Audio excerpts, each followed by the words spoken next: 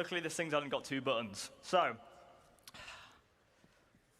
hello, I'm Zach Priest. I do a variety of things at CIG, but thank you, the people at the front. I do a variety of things at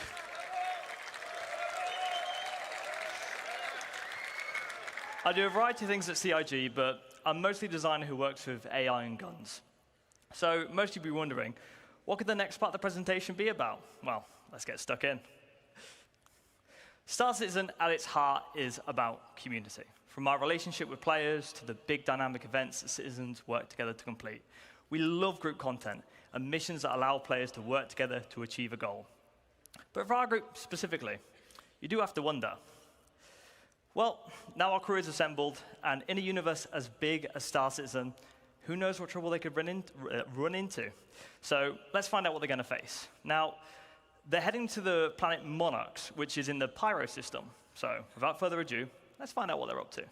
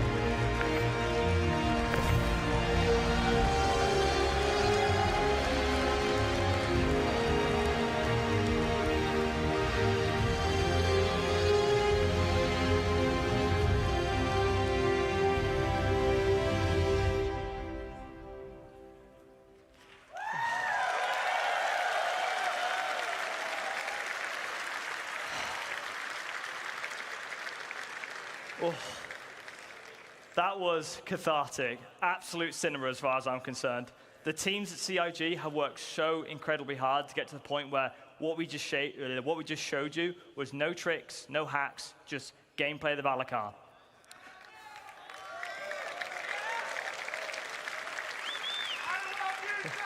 I love you too, Groncy.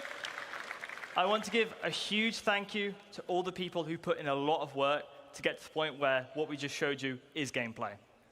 As you can imagine, all of that is work in progress. We have some good polishing to do on it, and we didn't want to hold it off. We just wanted to give you an honest view of where we are. That was from a build last week, so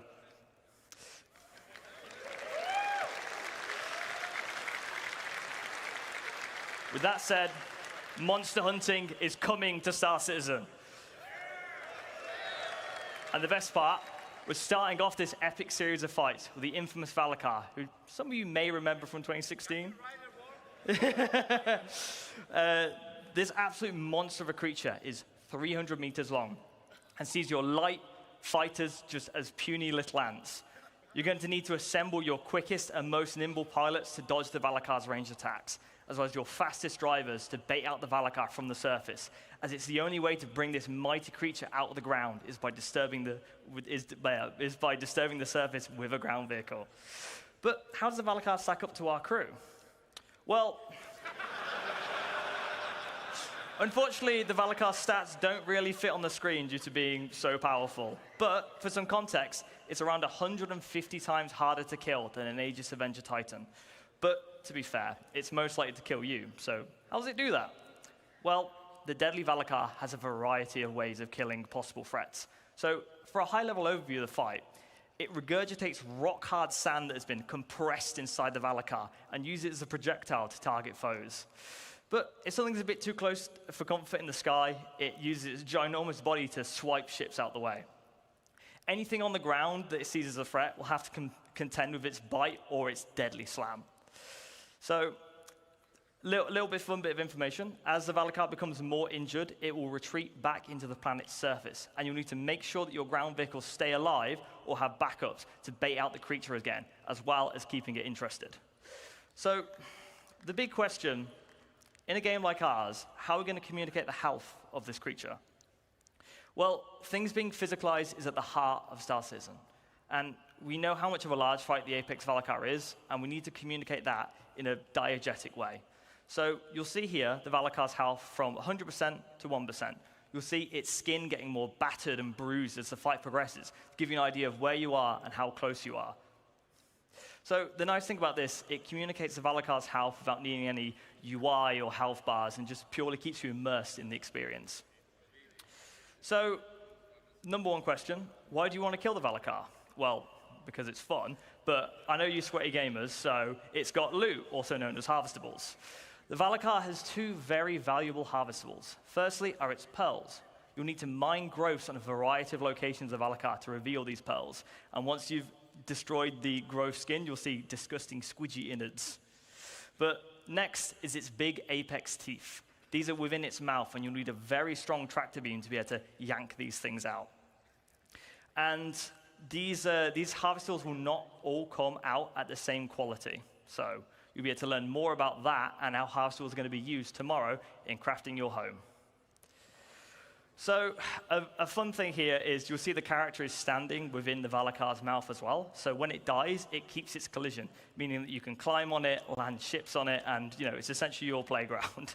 But this really shows how big it is. But how big is it really? Well, fun bit of information. When we first made the collision for this model, Star Engine actually gave us an error saying, like, no living thing needs to be this big. You've accidentally added an extra 0 onto the size. But to give you an idea of the sheer ridiculous scale of this monster, you'll see here an Idris. Anyone who's done Xenothreat knows how big the Idris is. You feel like an ant when you're in the Idris, and this makes the Idris look small. There's also an Aegis Avenger Titan here as well, but if you look even closer, there's actually a Copion in this image. I'll give you a second to try and spot it. There it is. So well done to anyone who spotted it. So it's big. So for some fun numbers, it's 250 Copions long, 47 Aegis Avenger Titans long, and for our American friends, that's about 3.5 football fields. But lucky for our Copion friends, the Valakar actually comes in different sizes. So you'll be familiar with the variants we've done before with our quasi-grazers and our Copions. They're in different biomes, and they have different aesthetics. But moving on, we want to also introduce different creature sizes. So these sizes will have unique behaviors, animation, audio, and harvestables associated to each size. So for our first size, we have the juvenile. These juveniles will respond to stimulus, such as noisy footsteps and loud mining beams. This will cause them to burst out the ground and attack anyone who's disturbing them. And you'll find these in caves near valuable harvestables and minerals. So for our next size, adults. The adult Valakars know not to pick fights and tend to remain to themselves. However, if you exterminate too many juvenile Valakars, this will cause adults to show up, which are 3 times larger and a lot more angry. Creature sizes are great because they allow us to create varied experiences as well as show you how creatures grow and evolve in the environments they live in and grow up in. Beyond that, we have our Apex, which has the most valuable harvestables and the most deadly attacks. It's also the biggest living thing in the verse, so far. So, in summary, monster hunting is coming. This is the first in a large series of Apex creatures that you need to gather your crew together to take down this mighty beast. You need a diverse lineup of ships, ground vehicles, loadouts, and skill sets to take out the Apex Valakar. Everyone at CIG is incredibly excited to get the Valakar into your hands, and we hope it shows that we're not only doubling down on creatures, we're also committed to bringing you gameplay experiences that only a game of our scale can provide. But that's all for the Valakar, for this Valakar. Let's take a look at some other fauna. Now, the Valakar is very exciting, but I also want to share with you the bigger picture for creatures. So let's start with some Valakar variants. Variants so far have typically just had alterations to their loot and appearance. However, we want to go further with what variants can be. For example, what if the Valakar evolved and grew in a swamp environment instead of a desert planet? Or if a Valakar never made it to the surface and only lived in drowned caves? These are the kind of questions that make sci-fi one of the best mediums. And I can hear the questions already. What does an adult cave Valakar look like? What does an Apex quasi-grazer look like? Well, it's these questions that get everyone excited that works on creatures to give you a glimpse into the big picture. All of these variances and differences and new creatures make up what we call our fauna matrix. The fauna matrix is basically our creature encyclopedia. So these concepts should show you that we want to get more weird and wonderful with our creatures. We've started off with more traditional animal references like dogs and birds and cows. But now we're in a position to create the things that we love about sci-fi, which is the weird and the unknown. So looking at where we're going, all of our creatures have been defined for the road to 1.0. We've ensured we've got a rich, diverse, distinct roster of creatures to make each of our planets feel special. As well, as considering the unique elements of various planets, ensuring that they're populated with appropriate creatures. We've been designing creatures in mind so that planets' ecosystems influence their behaviors, designs, aesthetics, and harvestables. With that being said, I would like to give you a sneak peek at our fauna matrix. That's all from me. I'm very happy to be bringing the Valakar to all of our backers. It's really like nothing else you've played before. I'll leave you with this last video. Enjoy the rest of Citizencon, everybody.